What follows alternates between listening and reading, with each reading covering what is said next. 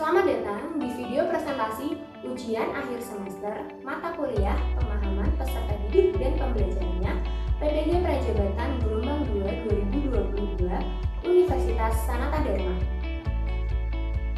Pada video ini, saya akan menjelaskan mengenai hasil belajar dan produk-produk dari mata kuliah pemahaman peserta didik dan pembelajaran. Di sini, hasil produk saya meliputi 5 hal. Yang pertama adalah analisis karakteristik peserta didik sekolah dasar. Yang kedua adalah hasil lembar observasi profiling peserta didik. Yang ketiga adalah hasil analisis profiling peserta didik. Yang keempat ada rencana pelaksanaan pembelajaran. Yang kelima adalah penilaian.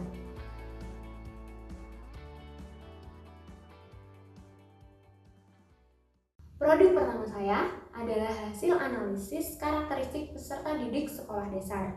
Di sini saya menampilkan ada 2 hasil analisa saya, yaitu untuk karakteristik kelas rendah sekolah dasar, yaitu kelas 1, 2, dan 3, dan hasil analisis karakteristik peserta didik untuk kelas tinggi sekolah dasar, yaitu kelas 4, 5, dan 6.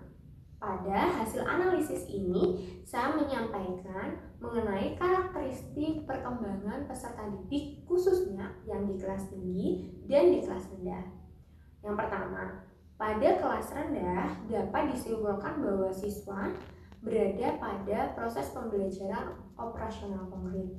Mereka senang belajar dan bergerak secara berkelompok dan merasakan serta mengetahui suatu ilmu berdasarkan apa yang mereka lihat. Oleh sebab itu, dari karakteristik tersebut saya mengambil model pembelajaran problem based learning dengan metode demonstrasi. Diharapkan dengan metode demonstrasi ini siswa mampu melihat dan meniru bagaimana proses pembelajaran itu atau ilmu itu dapat disampaikan dengan baik, sehingga siswa tidak hanya berpikir secara abstrak namun juga melihat langsung apa yang mereka pelajari. Selanjutnya yang kedua ada analisa perkembangan peserta didik untuk kelas tinggi. Hasil analisa karakteristik peserta didik kelas tinggi didapatkan bahwa mereka menggemari aktivitas-aktivitas yang bersifat konkret yang kemudian dikaitkan dengan pemahaman yang ada pada pemikiran mereka sendiri. Jadi mereka sudah mulai mengerti mengenai konsep yang bersifat abstrak, namun juga diselingi dengan proses pembelajaran kontekstual atau proses pembelajaran konkret, sehingga apa yang mereka ketahui dari lingkungan luar atau apa yang mereka ketahui dari hal yang ia lihat di sekitarnya itu disesuaikan dengan pemahaman yang sudah mereka temukan secara konsep seperti itu. Sehingga proses model pembelajaran yang saya ambil adalah proses project based learning. Nah, di sini untuk metodenya dapat menggunakan metode percobaan, melalui eksperimen, kemudian dengan project yang akan mereka laksanakan seperti itu. Tapi tidak menutup kemungkinan bahwa siswa itu menggunakan juga problem based learning. Baik, di sini saya akan menampilkan sedikit mengenai hasil produk saya secara lebih rinci. Di sini, saya menuliskan bahwa hasil analisis karakteristik peserta didik khususnya sekolah dasar itu dibagi menjadi 2. Yang pertama adalah kelas rendah dan yang selanjutnya adalah kelas tinggi. Untuk kelas rendah di sini ada kelas 1, kelas 2, kelas 3. Nah, pada jenjang sekolah dasar ini, saya menganalisis bahwa siswa dengan karakteristik kelas rendah senang bermain, senang bergerak, senang bekerja dan berkelompok, serta merasakan dan melakukan sesuatu secara langsung. Berdasarkan hasil pengamatan mengajar di kelas 3, siswa itu memiliki kecenderungan untuk melihat dan meniru setiap hal yang ia lihat. Ketika proses pembelajaran pun, siswa kelas rendah itu bergerak dan memahami sesuai apa yang ia ketahui atau ia praktekkan secara langsung, sehingga salah satu teori belajar yang saya dapatkan setelah mengetahui ini adalah menggunakan model problem based learning dengan metode demonstrasi. Melalui demonstrasi ini, peserta didik mampu untuk melihat dan nantinya memperagakan hasil atau pemahaman mereka terhadap sesuatu. Jadi siswa kelas rendah itu cenderung meniru sesuatu yang mereka lihat dan cenderung akan mempraktekannya kembali, sehingga metode pembelajaran yang saya rasa sesuai dengan kelas rendah itu adalah demonstrasi. Di sini saya menuliskan sedikit rancangan pembelajaran sederhana. Di sini adalah rancangan pembelajaran sederhana sebelum saya mengetahui profil peserta didik. Jadi saya hanya menuliskan beberapa pemahaman saya. Di sini saya menggunakan model problem based learning. Jadi diminta untuk menuliskan atau guru itu mencontohkan cara menulis di depan kelas dengan demonstrasi seperti itu, terus siswa menuliskan kembali. Nah, selanjutnya saya juga menuliskan analisis untuk kelas tinggi. Di sini saya menganalisis bahwa karakteristik siswa jenjang kelas tinggi sekolah dasar itu aktif dan minat terhadap aktivitas yang melibatkan sesuatu yang konkret dan cenderung membandingkan aktivitas yang praktis dan berpikir realistis. Jadi di sini siswa kelas tinggi itu mulai mempertanyakan hal-hal yang sifatnya itu sesuai dengan keadaan aslinya seperti itu. Jadi dia mulai menggabungkan antara pemikiran konkret dengan pemikiran dengan dunia nyata. Sehingga konsep pemahaman ini saya pahami di mana siswa kelas tinggi ini memiliki kecenderungan untuk aktif bergerak dan memahami konsep pemahaman sesuai kemampuan berpikir mereka. Model yang saya rasa sesuai itu adalah project based learning. Walaupun tidak menutup kemungkinan untuk problem based learning, kedua model itu sangat baik. Namun di sini project based learning mungkin dirasa lebih sesuai.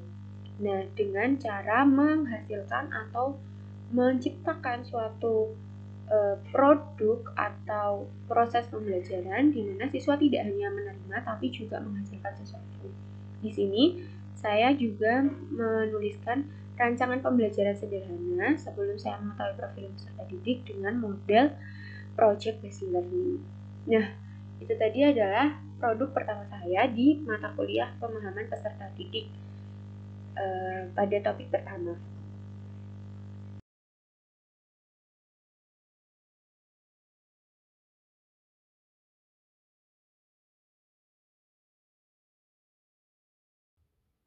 Yang kedua adalah lembar observasi profil peserta didik.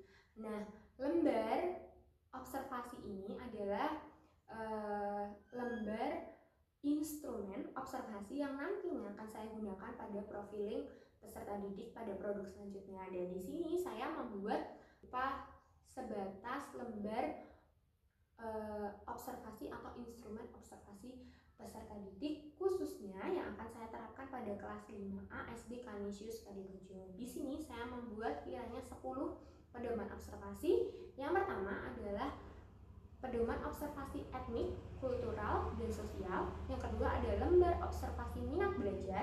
Yang ketiga adalah lembar observasi perkembangan kognitif dan kemampuan awal.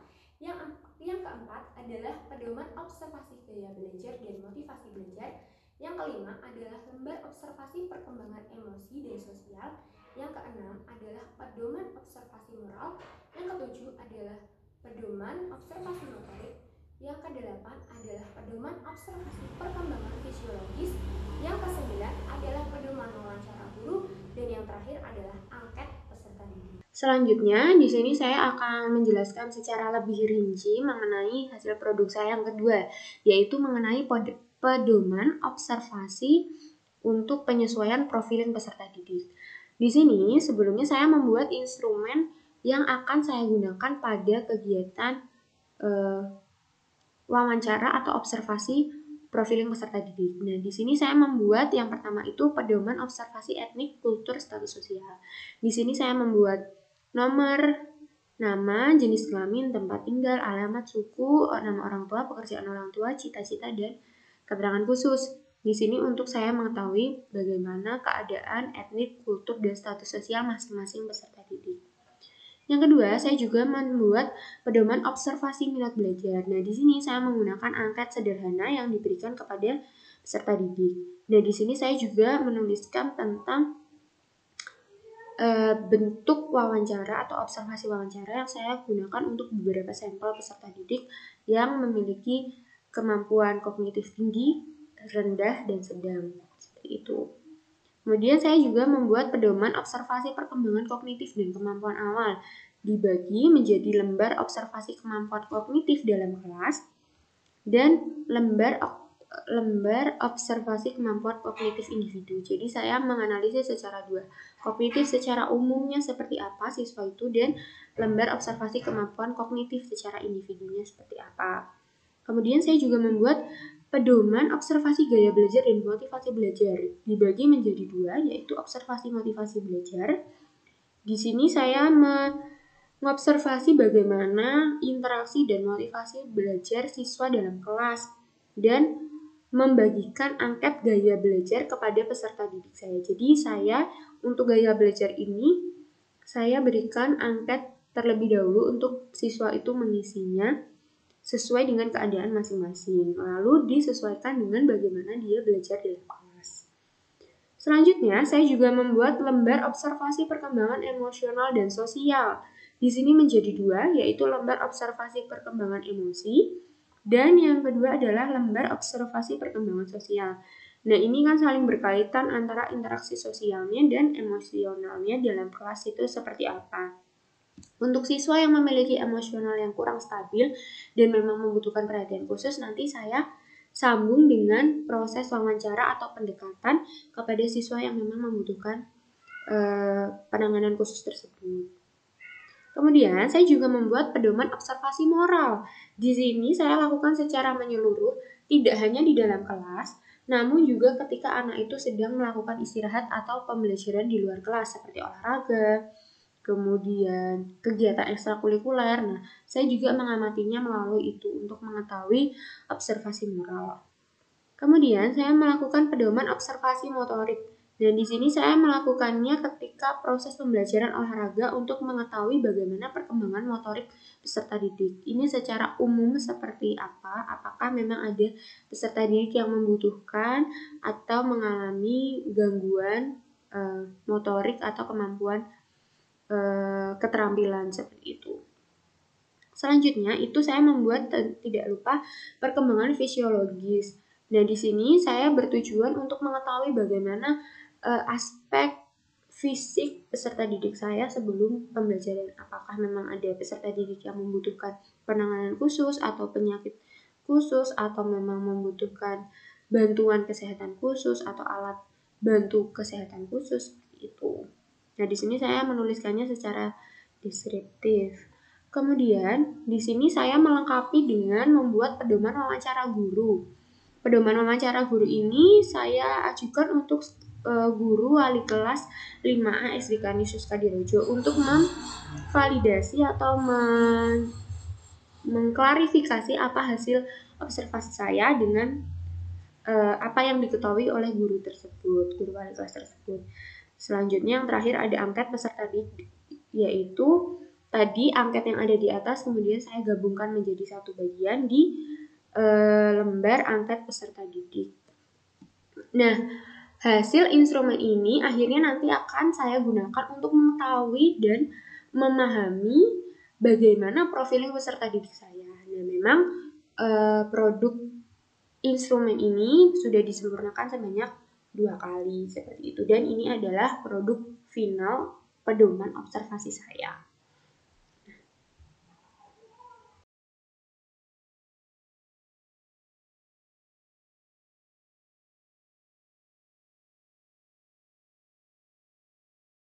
Yang ketiga adalah hasil analisis profiling peserta didik. Berdasarkan instrumen pedoman observasi yang telah saya buat pada produk yang kedua tersebut, selanjutnya saya mengaplikasikannya pada kelas 5 SD Kanisius Kadirejo tempat PPL 1 PPG Prajabatan Gelombang 2 ini.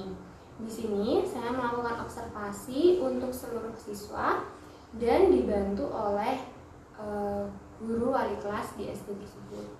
Nah, berdasarkan hasil analisis profiling peserta didik tersebut, saya menyimpulkan bahwa siswa kelas 5A SD Kanisius Kadirejo memiliki kesehatan fisiologis yang normal dan sehat. tidak ada peserta didik yang mengalami gangguan kesehatan atau membutuhkan bantuan kesehatan khusus. Lalu mereka juga berada pada kemampuan kognitif yang baik. Tidak terdapat peserta didik yang mengalami keterlambatan belajar atau pendampingan khusus dalam kemampuan pemahaman kognitif mereka. Mereka juga mengalami perkembangan motorik dan mampu beraktivitas secara normal layaknya anak usia dini, anak usia sekolah dasar. Berdasarkan analisa profiling tersebut, disimpulkan bahwa siswa kelas 5 SD Kanisius Kadirejo memiliki karakteristik gaya belajar kinestetik. Sebanyak 12 siswa memiliki gaya belajar kinestetik, 9 memiliki gaya belajar visual, dan 4 orang memiliki gaya belajar audiovisual. Nah, hasil penjabaran analisis tersebut saya jelaskan sebagai berikut. Nah, produk saya selanjutnya adalah menganalisis dan menyajikan hasil observasi perkembangan anak sekolah dasar berdasarkan observasi dan wawancara yang sudah saya lakukan. Nah, di sini itu adalah produk UAS saya sebetulnya, sekaligus sebagai kesimpulan dari profiling peserta didik yang saya lakukan. Sebelumnya saya sudah membuat instrumen pada produk kedua. Nah, ini adalah bentuk tindak lanjut dari hasil instrumen atau lembar observasi yang telah saya buat itu. Saya aplikasikan ke sekolah PPL pertama atau PPL ke-1, PPG Prajabatan, dan saya ditempatkan di SD Kanisius Kadirejo. Nah, di sini saya akan langsung saja untuk menampilkan hasil analisis saya. Ini ada beberapa identitas keterangan peserta didik yang saya observasi. Kemudian ada instrumen yang sudah saya buat sebelumnya, seperti yang pada produk sebelumnya. Nah, di sini saya melengkapi dengan hasil dan pembahasan. Yang pertama adalah hasil observasi etnik, kultur, dan status sosial. Nah, di sini saya mengetahui beberapa poin penting di masing-masing peserta didik. Ada peserta didik yang memang berada pada status sosial atau kemampuan ekonomi yang kurang baik, seperti itu. Tapi ada juga yang memiliki orang tua dengan status ekonomi yang cukup dan cenderung menengah ke atas. Nah, di sini saya menuliskan secara lebih terperinci keterangan-keterangan khusus untuk beberapa peserta didik, seperti di sini ada Cynthia, itu memang dari umur 4 tahun sudah dititipkan di panti asuhan, seperti itu. Jadi saya betul-betul memahami bagaimana latar belakang peserta didik saya sebelum mengajar. Nah, setelah itu saya juga menganalisis observasi minat belajar. Jadi peserta didik di kelas 5A ini memiliki minat belajar yang cukup baik dan mereka itu mampu aktif ketika proses pembelajaran. Jadi terjadi interaksi dua arah antara guru dan peserta didik. Jadi malah justru cenderung ke sangat aktif seperti itu kelasnya. Jadi tapi mereka itu aktifnya betul-betul yang tidak justru aktif yang betul-betul baik seperti itu. Jadi menanyakan pertanyaan kritis, kemudian mengajukan jawaban-jawaban itu tanpa perlu ditunjuk pun guru itu sudah jawabannya itu sudah sangat beragam seperti itu. Memang ada 2 peserta didik yang diindikasi memiliki minat belajar rendah, yaitu atas nama Yudhistia Yulukas dan Paulus Riko. Tapi sebetulnya Riko dan Lukas itu sebetulnya memiliki karakteristik tersendiri. Jadi siswanya ini senang ketika belajar itu bergerak seperti itu. Jadi minat belajarnya sebetulnya ada, tapi harus diselingi dengan proses pembelajaran yang menarik sehingga mau mendengarkan. Kemudian selain itu ada observasi pengamatan kognitif dan kemampuan sosial. Di sini saya juga menghasilkan hasil analisis berupa di antara 25 peserta didik itu 17 memiliki kemampuan yang baik, bahkan cenderungnya sangat baik, mampu menangkap informasi, materi, atau melakukan proses pembelajaran dengan cepat dan tanpa membutuhkan bimbingan atau bantuan khusus gitu. Jadi ketika proses pembelajaran mereka cenderung langsung dapat menyerap informasi dengan baik. Namun di sini juga tidak menutup kemungkinan bahwa memang ada peserta didik yang memiliki kemampuan rendah dan itu ada beberapa anak yang memang membutuhkan bimbingan khusus. Di sini saya juga menuliskan secara rinci satu-satu apakah anak itu berada di golongan tinggi, golongan rendah, kemampuan kognitifnya atau di sedang. Nah, selanjutnya itu saya membuat latar belakang. Di sini selanjutnya saya di sini membuat gaya belajar. Nah, di sini gaya belajar yang saya buat itu saya mengindikasi dari angket yang sudah saya sebar. Nah, di situ ada kesimpulan bahwa 12 peserta didik kelas 5A itu gaya belajarnya kinestetik, 9 itu visual, dan 4 itu audio. Nah, mereka juga memiliki motivasi belajar yang cukup baik seperti yang tadi saya jelaskan. Kemudian ada emosi dan sosial. Emosi dan sosialnya sebetulnya hanya ada satu peserta didik yang tidak memiliki ketidakstabilan emosi, yaitu atas nama Immanuel. Jadi dia sering tantrum, sering tiba-tiba menangis tanpa sebab seperti itu. Sisanya peserta didik lain sudah cukup baik dan memiliki kestabilan emosi yang baik, bahkan di usianya sudah dapat menghargai dan memahami perasaan orang lain. Nah, di sini juga ada psikososial. Mereka menampilkan sikap yang baik, hubungan relasi sosial yang baik tidak hanya dengan guru atau teman, tapi dengan karyawan dan kepala sekolah serta mahasiswa PPL. Nah, di sini saya juga menuliskan hasil perkembangan moral yang disimpulkan bahwa memang moralnya sangat baik, mampu menerapkan senyum sapa salam dengan baik, mampu menghargai dan menampilkan sikap perkembangan moral yang baik dan bertanggung jawab. Nah, di sini saya juga menuliskan perkembangan motorik seperti berdasarkan hasil analisis tidak ada siswa yang memiliki gangguan motorik atau keterampilan seperti itu.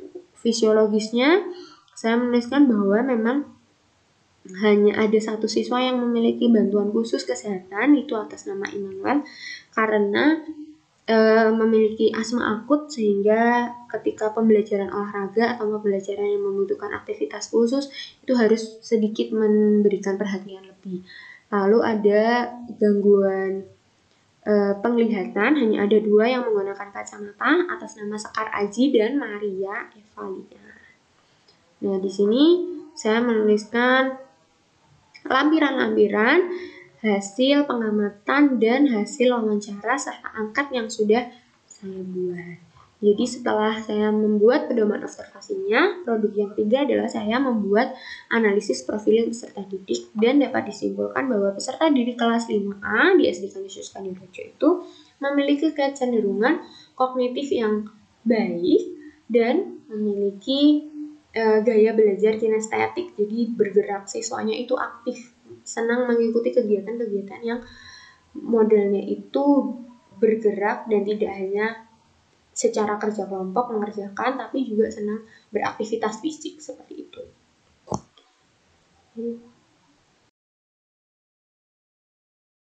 Selanjutnya, produk saya adalah rencana pelaksanaan pembelajaran. Setelah saya mengetahui profiling dan karakteristik siswa kelas 5 SD Kanisius Kadirojo tersebut, saya membuat rencana pelaksanaan pembelajaran yang telah saya terapkan pada proses pembelajaran tersebut. Di sini saya mengambil muatan bahasa Indonesia dan IPA pada pembelajaran tematik dengan kompetensi dasar menganalisis perpindahan kalor terhadap benda, dan pada bahasa Indonesia yaitu mencermati penggunaan kalimat ejaan pada surat undangan. Nah, di sini saya menggunakan model pembelajaran problem based learning dengan metode percobaan. Penggunaan model pembelajaran problem based learning ini Saya pilih karena berdasarkan profil peserta didik yang telah saya dapatkan, saya mengetahui bahwa siswa kelas 5 di SD Kanisius Kadirejo memiliki kecenderungan untuk menanyakan pertanyaan kritis dan aktif dalam proses pembelajaran. Sehingga melalui problem based learning ini diharapkan proses pembelajarannya itu tidak terjadi secara teacher centered namun juga secara student centered, sehingga siswa mampu mengajukan pertanyaan-pertanyaan pada orientasi masalah problem based learning. Lalu, metode percobaan digunakan karena berdasarkan hasil profiling peserta didik diketahui bahwa peserta didik ini memiliki gaya belajar kinestetik dan bergerak. Mereka menyukai proses pembelajaran yang tidak hanya di dalam kelas, namun juga melibatkan langsung pada penemuan-penemuan dan hal-hal baru yang melibatkan mereka. Hasil rencana pelaksanaan pembelajaran tersebut saya jabarkan sebagai berikut.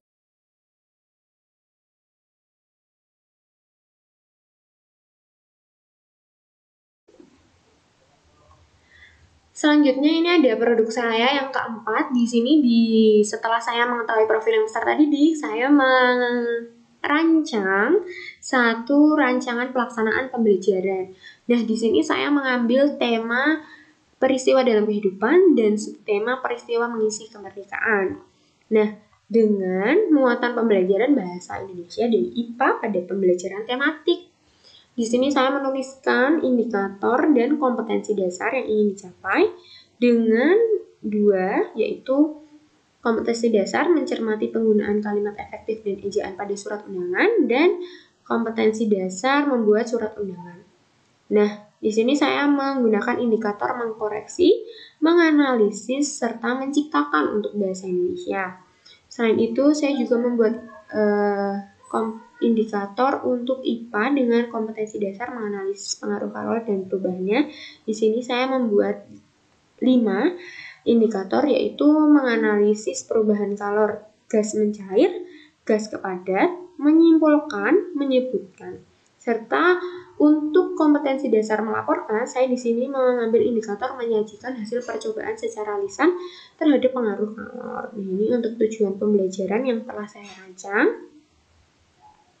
Seperti ini. Kemudian, penguatan pendidikan karakter yang akan saya terapkan itu adalah bersyukur, kerjasama, dan tanggung jawab. Dan dengan model problem based learning dan pendekatan scientific learning dengan metode percobaan, diskusi, ceramah, dan presentasi. Di sini saya menjelaskan mengapa saya memilih pendekatan model pembelajaran problem based learning, karena berdasarkan hasil profiling peserta didik, siswa kelas 5 itu cenderung untuk 5A SD Kanisius Kadirejo ini cenderung menyukai mengajukan pertanyaan-pertanyaan kritis dan menjawab sesuatu yang mereka ingin ketahui. Jadi saya rasa melalui problem based learning ini model yang kiranya sesuai dengan karakteristik tersebut. Untuk metode ini saya menggunakan percobaan. Nah, saya memilih melakukan percobaan karena melalui metode percobaan, siswa setelah mendapatkan atau membuat pertanyaan dengan model problem based ini, siswa mampu menemukan sendiri hasil jawaban tersebut melalui percobaan. Dan di sini seperti yang tadi sudah saya jelaskan bahwa siswa kelas 5 itu menyukai gaya belajar kinestetik dan bergerak, sehingga saya merasa bahwa percobaan diskusi itu sangat melibatkan siswa dalam proses pembelajaran. Jadi siswa tidak hanya mengetahui saja, tidak hanya menganalisis saja secara abstrak seperti itu, tapi juga betul-betul mendapatkan hasil yang disesuaikan dengan gaya belajar kinestetik mereka. Nah, di sini saya menuliskan bahwa ada kegiatan pembelajaran. Tentunya saya mengawali dengan kegiatan pendahuluan dengan berdoa, menanyakan kabar, kemudian melakukan presensi, melakukan kesiapan belajar, serta menyiapkan peserta didik untuk menyimak persepsi tentang materi yang akan mereka pelajari. Di sini saya menerapkan cultural responsive teaching dengan menyelipkan minuman-minuman apa saja yang biasanya mereka minum ketika cuaca panas. Jadi saya meminta siswa untuk membayangkan di lingkungan mereka ada minuman apa yang sering mereka minum ketika cuacanya panas atau ketika cuacanya sedang dingin. Jadi untuk mengaitkan antara proses pembelajaran di kelas dan di luar kelas. Seperti itu. Kemudian yang kedua adalah orientasi pada masalah. Nah, di sini pada sintak pertama kegiatan ini saya meminta untuk siswa itu menganalisis teks cerita tentang Hari Kartini di SD Kembangsari. Nah, di sini di SD Kembangsari ini saya mengaitkannya juga dengan cultural responsive teaching. Jadi saya mengaitkan dengan proses pembelajaran keadaan ketika Hari Kartini kan biasanya yang nanti akan dikaitkan dengan pertanyaan-pertanyaan mengenai baju adat.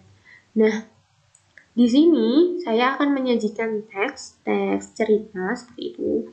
Teks cerita mengenai anak yang mendapatkan undangan harus menggunakan baju adat lalu membawa makanan tradisional. Jadi anak ini mampu menggali lebih lanjut melalui persepsi apa saja baju daerah yang mereka ketahui. Walaupun ini tidak ada di indikator, tapi ini sebagai proses pengenalan mereka juga terhadap baju-baju daerah secara tersirat seperti itu. Kemudian dari teks undangan yang akan mereka dapat, mereka itu mengidentifikasi ejaan yang ada pada surat tersebut. Lalu membuat pertanyaan, karena dari cerita yang akan saya sajikan ini nanti saya akan menceritakan bahwa es atau makanan daerah yang dibawa Ani itu mencair atau sudah menjadi air seperti itu. Nah, pertanyaan apa yang muncul di kepala Ani ketika esnya itu mencair? Nah, nanti lalu siswa menuliskan seperti itu, pertanyaan apa yang muncul, kenapa menjadi air, lalu mengajak siswa untuk ke bagian sintaks yang kedua, yaitu mengorganisasikan siswa untuk belajar. Nah, untuk menjawab pertanyaan mengenai mengapa esnya mencair, ini saya membagi siswa menjadi beberapa kelompok kecil untuk melakukan percobaan sederhana. Nah, di sini siswa secara berkelompok berdiskusi mengenai mengapa es tersebut mencair dan mengamati perubahan wujud yang terjadi. Saya juga membimbing penyelidikan kelompok, mengembangkan dan menyajikan hasil. Nanti setelah percobaan itu dilakukan, LKPD itu dikerjakan, saya meminta siswa untuk melakukan presentasi di depan kelas dan mengkomunikasikannya dengan peserta didik yang lain. Lalu saya juga menganalisis dan mengevaluasi proses pemecahan masalahnya. Nah, di sini saya mengakhiri dengan membuat media pembelajaran berupa papan skema perubahan wujud. Nah, papan skema perubahan wujud akan saya jelaskan setelah produk RPP ini. Nanti akan saya jelaskan di situ ya. Kemudian saya juga membuat penutup. Kegiatan penutupnya dilakukan dengan cara tanya jawab tentang apa yang dipelajari, refleksi lisan, penguatan materi, serta motivasi, dan diakhiri dengan berdoa. Di sini saya menuliskan dengan singkat teknik penilaian digunakan, bentuk penilaian, penilaian ada afektif, kognitif, dan psikomotorik, sumber belajar, media pembelajaran, lampiran, dan tanda tangan. Nah, ini lampiran untuk bahan ajar. Saya menghasilkan bahan ajar seperti ini. Di sini menghasilkan antara surat-surat seperti itu. Ada surat resmi, surat tidak resmi, ejaan yang baik seperti apa. Lalu perubahan wujud benda. Ini bahan ajar yang saya buat. Kemudian ini media pembelajaran yang saya buat. Nanti akan saya jelaskan. Lalu ada penilaian yang akan saya jelaskan pada produk selanjutnya. Nah, itu tadi mengenai penjelasan saya mengenai produk saya yang keempat, yaitu rancangan pelaksanaan pembelajaran hasil dari profiling peserta didik kelas 5A SD Canisius Kadirejo. Media pembelajaran yang akan saya gunakan pada rencana pelaksanaan pembelajaran tersebut. Di sini media yang saya buat adalah papan skema perubahan wujud benda yang digunakan untuk siswa kelas 5 sekolah dasar. Nah, penggunaan papan ini dapat digunakan secara mandiri ataupun secara klasikal bersama guru dalam kelas. Nah, pada proses pembelajaran yang saya lakukan, saya menggunakan papan ini pada saat sintaks kelima problem based learning, yaitu mengevaluasi hasil pekerjaan siswa. Jadi di sini ini saya gunakan sebagai bentuk akhir dan kesimpulan akhir dari materi yang sudah dipelajari. Pemilihan media ini juga disesuaikan dengan karakteristik peserta didik tersebut, di mana dengan gaya belajar visual. Jadi diharapkan dengan media pembelajaran ini membantu peserta didik dengan gaya belajar visual untuk memudahkan mengingat-ingat dan memahami mengenai perubahan kalor yang terjadi. Berikut saya akan memperagakan penggunaan media ini, yaitu misalkan di sini ada perubahan antara cair menuju gas, yaitu harus ditempelkan pada bagian D, yaitu menguap. Nah, peserta didik itu menempel secara mandiri ke bagian skema yang menguap. Sebegitupun pada skema perubahan yang lain. Jadi siswa dapat mencocokkan sendiri, menyimpulkan sendiri perubahan wujud yang terjadi dari benda-benda gas, cair, dan padat. Dan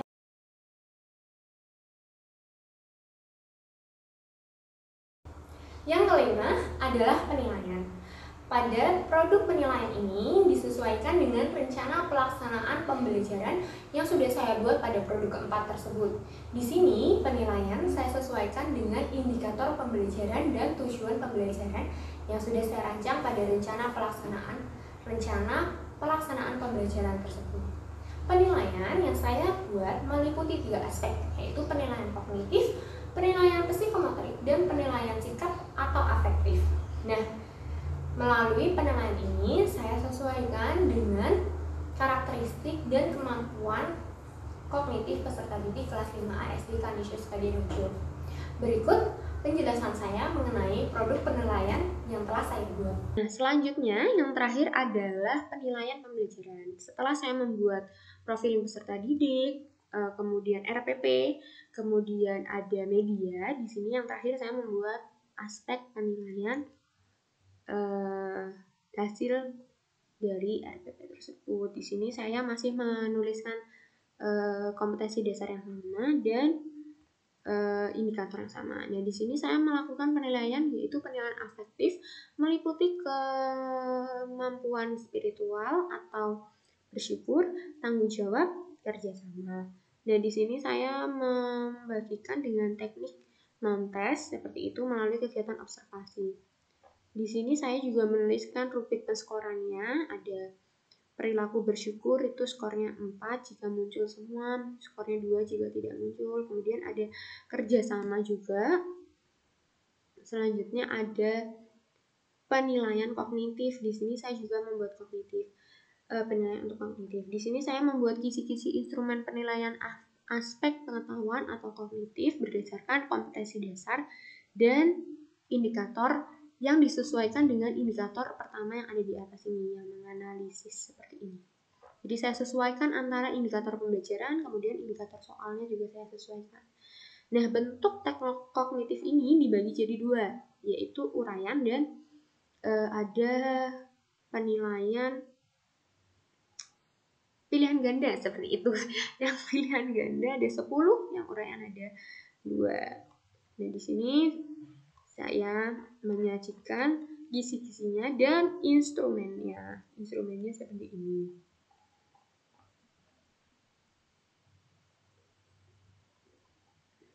Nah, di sini saya juga menuliskan kunci jawaban dan rubrik penskoran yang akan saya gunakan. Nah, di sini saya juga menuliskan penilaian psikomotorik untuk mengetahui sikap, untuk mengetahui keterampilan mereka dalam proses pembelajaran ini. Nah, psikomotorik ini juga saya sudah sesuaikan dengan indikator pencapaian belajar yang ingin dicapai, yaitu untuk bahasa Indonesia itu adalah menciptakan surat undangan tidak resmi dengan ini aspek penilaiannya, kelengkapan, keefektifan kalimat, ketepatan ejaan dan tanda baca dengan penskoran. Kemudian ada yang IPA itu melakukan penyajian presentasi secara lisan. Jadi ini sebetulnya dapat diketahui dari proses pelaksanaan presentasi dan hasil LKPD yang mereka dapat atau mereka sudah isi. Kemudian ada instrumennya dan rubrik penskoran dan perhitungan penilaian psikomotorik IPA dan bahasa Indonesia. Nah, ini adalah bentuk produk akhir dari penilaian tindak lanjut dari RPP yang sudah saya buat. Nah, ini adalah produk mata kuliah terakhir saya. Seperti itu. Sekian hasil presentasi saya mengenai produk-produk mata kuliah pemahaman peserta didik dan pembelajarannya PPG Prajabatan 2022. Saya ucapkan mohon maaf apabila dalam saya menyampaikan hasil presentasi terdapat kalimat yang kurang berkenan. Sampai berjumpa kembali pada video pembelajaran selanjutnya. Terima kasih.